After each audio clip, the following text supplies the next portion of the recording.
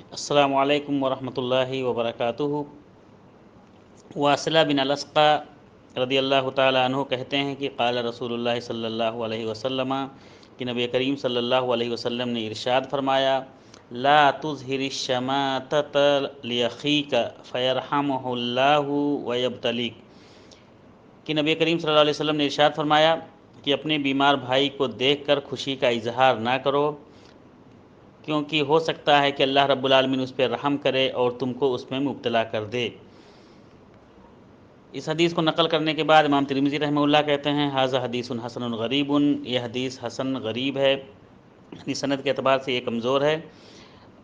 علامہ البانی رحمہ اللہ اور دوسرے محدثین نے بھی اس حدیث کی سند میں کمزوری بتلائی ہے کہ یہ حدیث سند کے اعتبار سے صحیح نہیں ہے، لیکن علامہ ابن باز رحمہ اللہ وغیرہ کہتے ہیں کہ یہ حدیث گرچہ معنی سند کے اعتبار سے صحیح نہیں ہے لیکن معنی کے اعتبار سے صحیح ہے، اس لیے کہ یہ کسی بھی مسلمان کے لیے جائز نہیں ہے کہ وہ اپنے مسلمان بھائی کی بیماری میں دیکھ کے اور خوش ہو، خوشی کا اظہار کرے، یہ بالکل ہی جائز نہیں ہے۔ السلام علیکم ورحمۃ اللہ۔